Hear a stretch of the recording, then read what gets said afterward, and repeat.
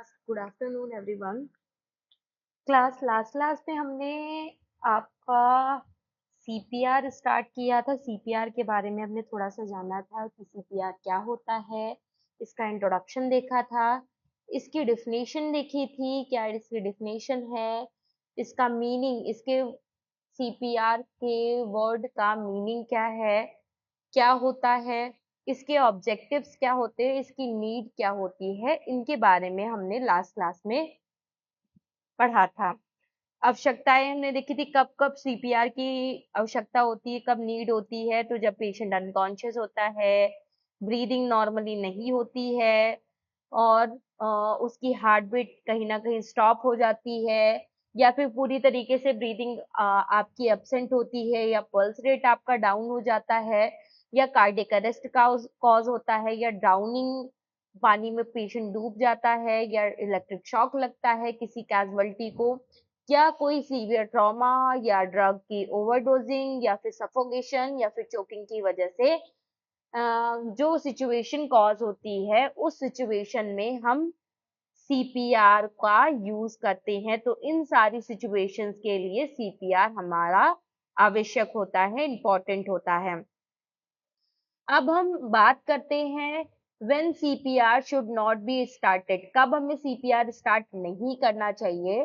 तो do not perform CPR if person is conscious, अगर patient conscious है, अगर पेशेंट नॉर्मल ब्रीदिंग ले रहा है, अगर पेशेंट की पल्स रेट प्रेजेंट है, एब्सेंट नहीं है, अगर पेशेंट अनसेफ है, सिक्योर है, और उसकी कोई भी रॉन्ग इंडिकेशंस, कोई भी अनहेल्दी डिजीज कंडीशंस या सिम्टम्स हमारे नहीं दिखाई दे रहे हैं, तो उस टाइम पे हम सीपीआर बिल्कुल भी पेशेंट को नहीं देंगे।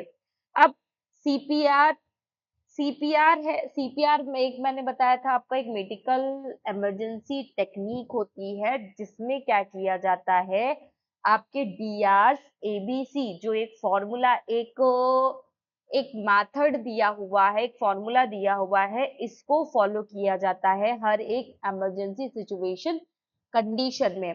तो सबसे पहले सीपीआर देने से पहले हम क्या करेंगे, डीआर एबीसी को देखेंगे। डी फॉर क्या होता है आपका, डेंजर। डेंजर ये इंश्योर करेंगे, डेंजर मतलब कि ये हम कंफर्मेशन करेंगे, ये इंश्योर करेंगे कि पेशेंट सेफ है या नहीं है। आग से, इलेक्ट्रिसिटी से, ट्रैफिक से, पॉइजनस गैस से, वाटर से, बहुत सारे ऐसे हजार्ड्स होते हैं जो पेशेंट को हार्म पहुंचाते हैं।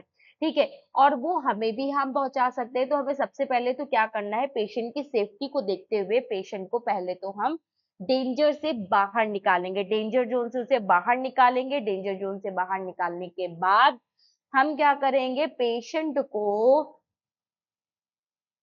देखो कहाँ कहाँ से, जैसे कि कहीं आग लगी है तो वहां से दूर लेकर के जाएंगे पेशेंट को, कोई इलेक्ट्रिसिटी कॉज हो रही है वहां पे प्रोड्यूस हो रही, तो वहां से पेशेंट को दूर लेकर के जाएंगे।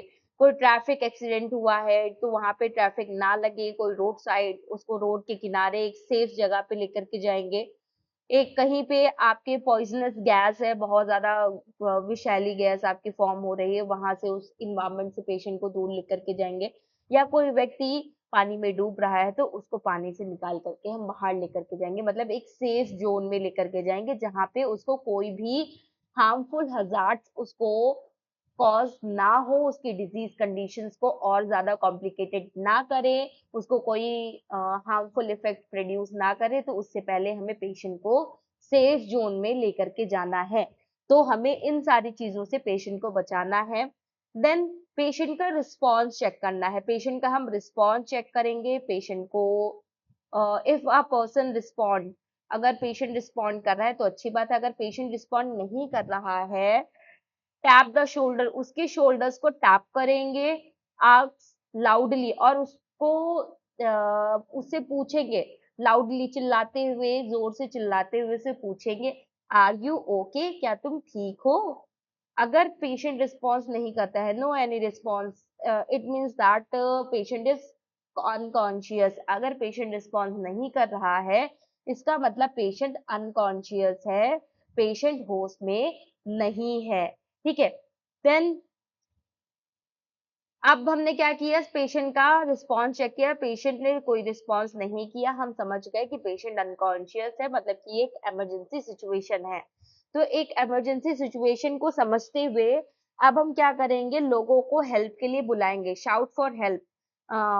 एस फॉर डीआर, एबीसी में एस फॉर होता है शाउट फॉर हेल्प। हेल्प के लिए हम क्या करेंगे, नियर बाई पीपल्स, जो भी हमारे आसपास के जो लोग हैं उन्हें हम बुलाएंगे, और call for ambulance, emergency services के लिए हमें एम्बुलेंस को कॉल करना है, जिससे कि हम पेशेंट को जल्द से जल्द हॉस्पिटल शिफ्ट कर सके। एंड बिगिन एईडी, अगर आपके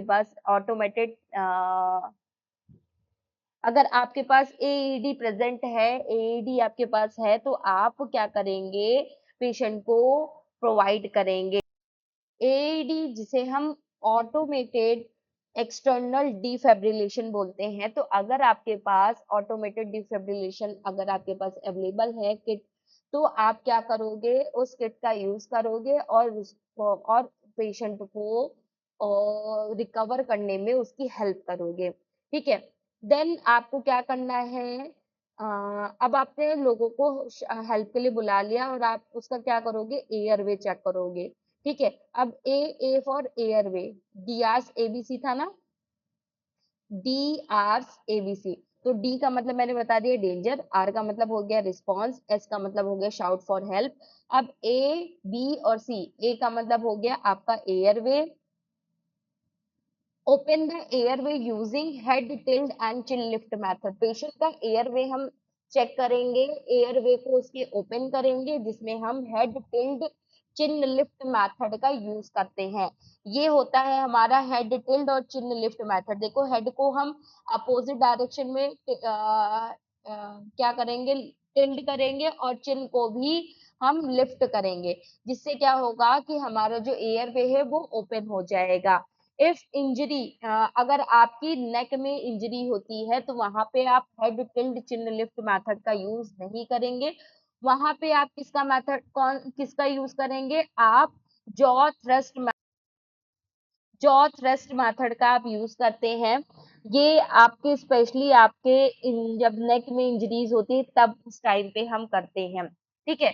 तो ये इस तरीके से एयरवे को ओपन करेंगे, जॉ थ्रस्ट मेथड का यूज करेंगे, और पेशेंट के एयरवे को चेक करेंगे।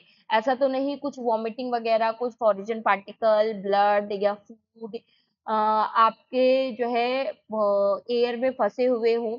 अगर वॉमिट, ब्लड या फिर फूड या फिर कोई दांत वगैरह आपके फंसे हुए हैं, तो आप उसको क्या करोगे, उसको निकाल दोगे, अपने हाथ की हेल्प से निकाल दोगे, अगर हाथ से निकल पा रहा है तो।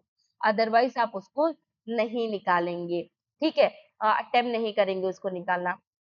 देन अब ए फॉर एयरवे के बाद बी फॉर आपका ब्रीदिंग आता है। ब्रीदिंग में आप क्या करोगे, ब्रीदिंग को चेक करोगे, जिसमें आप लुक देखोगे। पहले तो आप लुक मतलब देखोगे चेस्ट के मूवमेंट्स को आप देखोगे कि चेस्ट का मूवमेंट कर रहा है या नहीं कर रहा है। देखो, कुछ इस तरीके से जब भी हम सांस लेते हैं तो आपका एक चेस्ट अप एंड डाउन इस तरीके से मूवमेंट करता है, तो हम उस मूवमेंट को चेक करेंगे।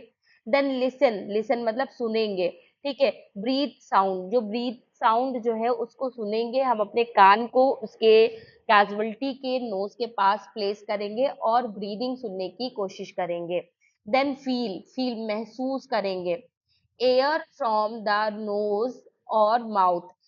एयर को फील करेंगे, महसूस करेंगे, माउथ और नोज के साइड में आप क्या करोगे, अपनी फिंगर्स को प्लेस करोगे कुछ इस तरीके से, और वहां पे चेक करोगे कि वो सांस ले रहा है या नहीं ले रहा है, उसको फील करने की कोशिश करोगे।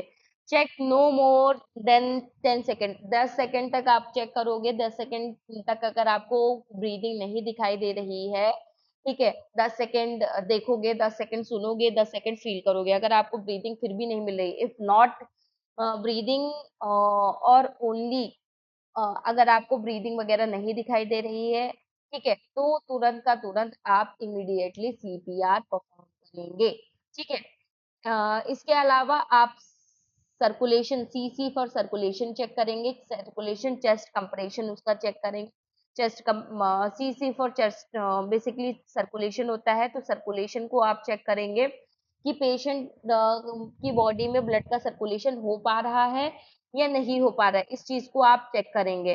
तो पहले आप क्या करोगे, सर्कुलेशन को चेक करने के लिए आप कैरोटिड आर्टरी देखो, look the carotid artery and place the two fingers, आपको कैरोटिड आर्टरी को देखना है और दो फिंगर्स आपको नेक की साइड में द नेक आपकी बिलो द जॉ लाइन, जो आपकी जॉ लाइन होती है उसके नीचे आपके नेक रीजन में आपको टू फिंगर्स प्लेस करनी है, जहां पे आपको कैरोटिड आर्टरी फील होगी। ठीक है, उसको 10 सेकंड तक पल्स रेट को महसूस करना है कि उसका पल्स मिल रहा है या नहीं मिल रहा है।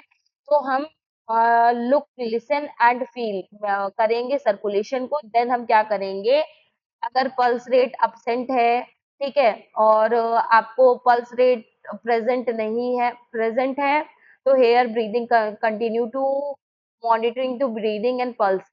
आपको ब्रीदिंग को पूरी तरीके से कवर अप करना है। अगर पल्स रेट नहीं मिल रही है तो आपको स्टार्ट सीपीआर।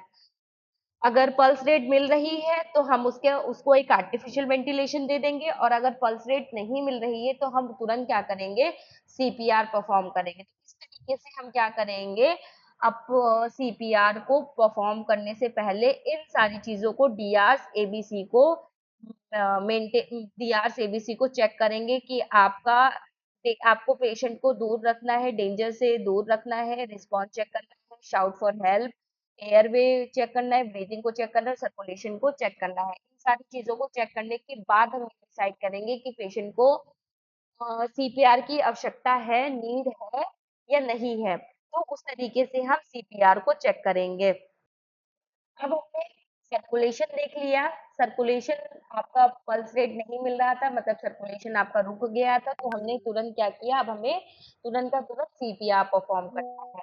तो अब हम सीपीआर परफॉर्म करने के लिए क्या करेंगे, सबसे पहले पेशेंट को एक सुपाइन पोजीशन में लिटाएंगे। ये है आपकी सुपाइन पोजीशन, पेशेंट को हम सुपाइन पोजीशन में लिटाएंगे, एकदम स्ट्रेट, फेस ऊपर की साइड, हाथ की हथेलियां ऊपर की साइड, एक फ्लैट सरफेस पे पेशेंट को लिटा देंगे, और हम अपनी एक प्रॉपर पोजीशन ले लेंगे जो पेशेंट की बॉडी के इक्वल हो, हम जहाँ पे हम स्टेबल रह सके, तो वो हम वैसे हम अपनी भी पोजीशन ले लेंगे। Then क्या करेंगे, हम अपने हाथों को इंटरलॉक करेंगे, एक हाथ के ऊपर दूसरा हाथ प्लेस करेंगे और अपने फिंगर्स की हेल्प से अपने हाथों को इंटरलॉक कर देंगे।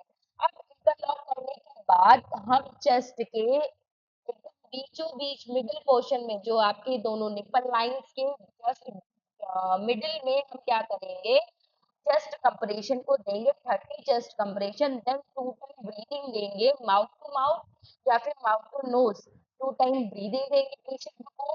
फिर हम क्या करेंगे, 30 चेस्ट कंप्रेशन फिर से देंगे और 2 टाइम ब्रीदिंग फिर से देंगे, और ये साइकिल हम 3 बार रिपीट करेंगे। फिर उसके बाद में हम पेशेंट का एबीसी, एयरवे ब्रीदिंग सर्कुलेशन, फिर से हम चेक करेंगे। तो कुछ इस तरीके से हम सीपीआर पेशेंट को देते हैं। ये देखिए, ये देख सकते हैं, इस तरीके से आप क्या करेंगे, अपने फिंगर्स को इंटरलॉक करेंगे और इस तरीके से 30 टाइम चेस्ट कंप्रेशन देंगे। इस तरीके से देखिए, हमने इंटरलॉक किया अपने फिंगर्स को और चेस्ट कंप्रेशन देना स्टार्ट करेंगे। मिनिमम हम 30 टाइम चेस्ट कंप्रेशन देंगे और फिर उसके बाद में हम 2 टाइम ब्रीदिंग देंगे। और जब भी हम चेस्ट कंप्रेशन देंगे तो हम ये ध्यान देंगे कि इसका जो कंप्रेशन रेट जो है वो आपका 100/120 होना चाहिए, और हम कम से कम उसको डेप्थ करेंगे, मतलब दबाएंगे चेस्ट को, जिससे कि हमारे ब्लड का सर्कुलेशन दोबारा से स्टार्ट हो सके। तो इस तरीके से हम चेस्ट कंप्रेशन देते हैं सीपीआर के दौरान।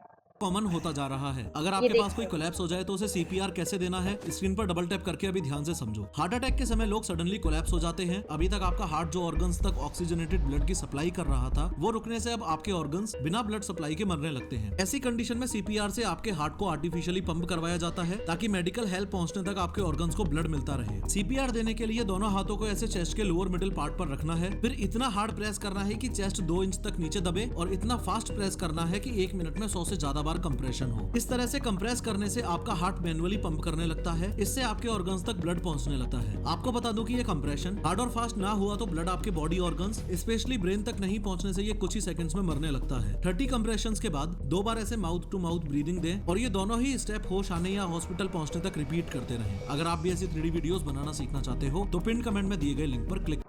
तो आप लोगों ने सभी ने वीडियो में देखा कि किस तरीके से हम चेस्ट कंप्रेशन दे रहे थे और किस तरीके से हम ब्रीदिंग दे रहे थे पेशेंट को।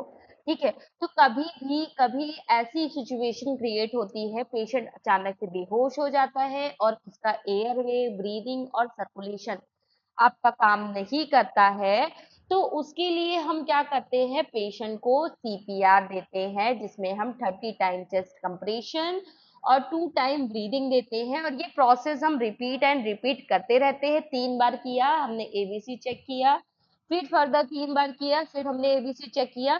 और अगर आप एबीसी बार-बार चेक नहीं भी करते हैं, तो आप इस प्रोसेस को तब तक करते रहिए जब तक पेशेंट की जो ब्रीथ है, पल्स रेट है, वो दोबारा से रिकवर ना हो जाए, या आप जब तक हॉस्पिटल पेशेंट को शिफ्ट नहीं कर देते हैं या मेडिकल सुपर विजन में नहीं लेकर के जाते, तब तक इस मेथड को, इस प्रोसीजर को रिपीट एंड रिपीट आप करते रहेंगे।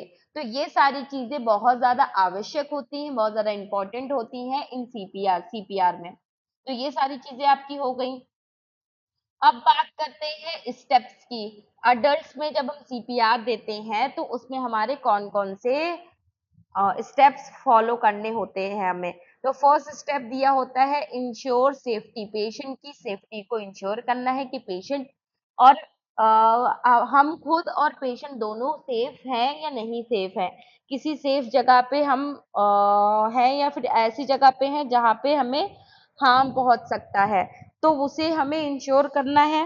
देन चेक करना है आपके पेशेंट के रिस्पॉन्स को और कॉल करना है, इमरजेंसी सर्विसेज को कॉल करना है, पेशेंट के एयरवे को ओपन करना है, देन पेशेंट की ब्रीदिंग को चेक करना है और स्टार्ट सीपीआर। अगर पल्स रेट और ब्रीदिंग अब्सेंट है तो हमें तुरंत सीपीआर परफॉर्म करना है।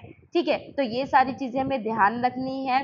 इसके अलावा चेस्ट कंप्रेशन टेक्निक जो आपकी रहेगी, please place the heel of one of the hand in the center of the chest। आपको एक हैंड पहले अपने चेस्ट पे, पेशेंट के चेस्ट पे, कैजुअलिटी के चेस्ट पे एकदम बीचों बीच सेंटर में प्लेस करना है। प्लेस द सेकंड हैंड, और अब सेकंड हैंड को भी अपने हाथ के ऊपर, फर्स्ट हैंड के ऊपर प्लेस करना है और इंटरलॉक द फिंगर्स को इंटरलॉक करना है। कीप एल्बो, अपनी एल्बो को बेंड करना है, shoulders directly above the heels, sorry hands, और शोल्डर्स को डायरेक्टली हैंड, और आपके हैंड्स क्या होंगे कि पेशेंट कैजुअलिटी के शोल्डर्स के ऊपर रहेंगे। पुश दैट, और फिर देन आपको क्या करना है,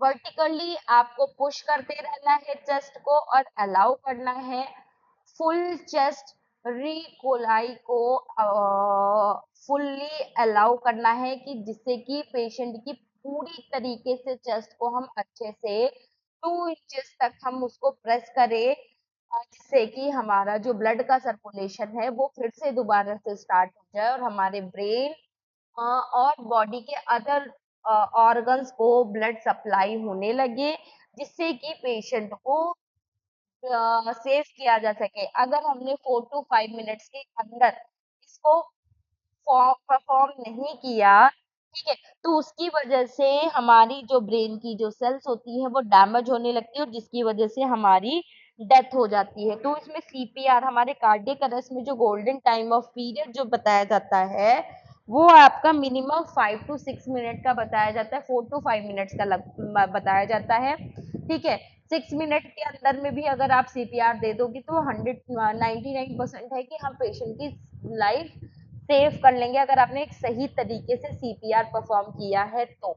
अगर आप सही तरीके से सीपीआर परफॉर्म नहीं कर पाते हैं तो पेशेंट की लाइफ सेव करने में हमें थोड़े से कॉम्प्लिकेशंस आते हैं और कभी-कभी पेशेंट की डेथ भी हो जाती है। ठीक है, और अगर 7-8 मिनट से ज़्यादा हमने डिले किया तो पेशेंट की जान बचाना थोड़ा बहुत ज़्यादा कॉम्प्लिकेटेड हो जाता है, बहुत ज़्यादा मुश्किल हो जाता है, जिसमें पेशेंट की जान नहीं बचा पाते हैं। तो वो सारी चीज़ें आपकी रहती है कि हमें एक सही समय पे हमें पेशेंट की लाइफ को सेव करने के लिए हमें एक सही तरीके से सीपीआर को परफॉर्म करना बहुत ही आवश्यक होता है, जिसमें हमारा कंप्रेशन रेट जो है वो 100 से 120 कंप्रेशन रेट हमारा होना चाहिए। 1 मिनट में हमारा 100 से 120 बार हमें चेस्ट कंप्रेशन देना है।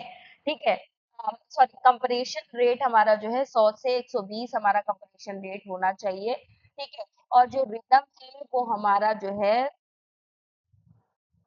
इसके अलावा स्टेइंग अलाइव बीट्स को हमें थोड़ा-सा ध्यान रखना है। ये बीट्स लगभग आपकी 103 होती हैं बीट्स पर मिनट, जिसे आपकी बीट्स पर मिनट जो है 130 होती हैं, 103 होती है, जो कि सीपीआर की एक सही लगभग बहुत ही आस-पास का एक तरीका होता है। बेबी शार्क, इसकी भी बीट लगभग 100 टू 120 बीट पर मिनट होती हैं। ये आसपास सीपीआर के आसपास मानी जाती है, इसलिए कुछ लोगों में इसका यूज भी किया जाता है। तो ये सारी चीजें हमें ध्यान रखनी है, इन रिदम्स को, इन बीट्स को मेंटेन रखना है। ठीक है, बहुत ही इजी लैंग्वेज में बोले तो ना तो बहुत धीरे होना चाहिए दबाव और ना ही बहुत तेज दबाव होना चाहिए।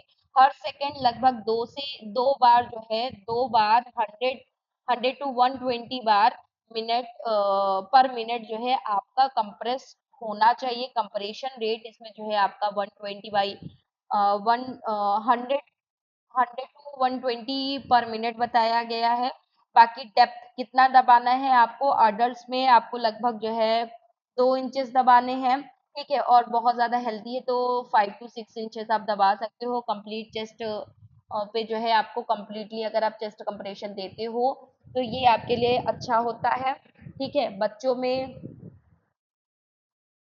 5 सेंटीमीटर और न्यूबॉर्न बेबीज में आपके 2 सेंटीमीटर आपका लगभग रहता है। तो इस तरीके से आप कंपटीशन रेट आपको मेजरमेंट करके रखना होगा। कंपटीशन रेट आप प्रॉपर ध्यान रखोगे, ठीक है, इस तरीके से आप सीपीआर पेशेंट को दे सकते हो। ठीक है, इसके अलावा कंप्रेशन टू ब्रीथ रेशियो, जो ब्रीथ रेशियो जो सिंगल रेशियो जो रहता है वो 30:2 रहता है, जिसमें 30 कंप्रेशन चेस्ट कंप्रेशन और 2 ब्रीदिंग रहती है, और इसी को ही आप रिपीट एंड रिपीट फॉलो करते हो। ठीक है, तो ये सारी चीजें आपको ध्यान में रखनी होती है। और इसके अलावा बच्चों में, और बच्चों में ये रेट जो है आपका इसका हाफ होता है, जस्ट 15:2 होता है, जिसमें हम 15 चेस्ट कंप्रेशन और 2 टाइम ब्रीथ देते हैं। ठीक है, तो ये सारी चीजें आपकी रहती हैं सीपीआर में। इसके अलावा हमें कुछ प्रिकॉशंस का ध्यान रखना होता है सीपीआर देते समय, और भी कई सारी ऐसी चीजें हैं जिनके बारे में हमें जानना बहुत ज्यादा आवश्यक होता है। If chest does not rise, अगर चेस्ट आपका जो भी आपका चेस्ट है वो अगर वो राइज नहीं होता है, रीओपन नहीं होता है एयर वे, ठीक है, ऑब्स्ट्रक्शन तब भी कॉज रहता है, तो आपको क्या करना है, या सीपीआर आपको कैसे देना है, बच्चों में कैसे देना है, तो वो सारी चीजें भी आपकी इसमें बाकी है, जिसके बारे में हम आपके नेक्स्ट क्लास में बात करेंगे, आपके सीपीआर के थर्ड पार्ट में, जो कि हम कल की क्लास में आपसे डिस्कस करेंगे। आज की क्लास फिलहाल हम यहीं पर रखते हैं। नेक्स्ट क्लास में हम सीपीआर के अदर कॉम्प्लिकेशंस के बारे में जानेंगे। अडल्ट्स में आज हमने देखा कि अडल्ट्स में हम सीपीआर कैसे देते हैं, वैसे ही हम बच्चों के केस में या न्यू बॉर्न बेबी के केस में हम सीपीआर कैसे देते हैं, उनके बारे में हम नेक्स्ट क्लास में जानेंगे। फिलहाल आज की क्लास थैंक यू एवरीवन।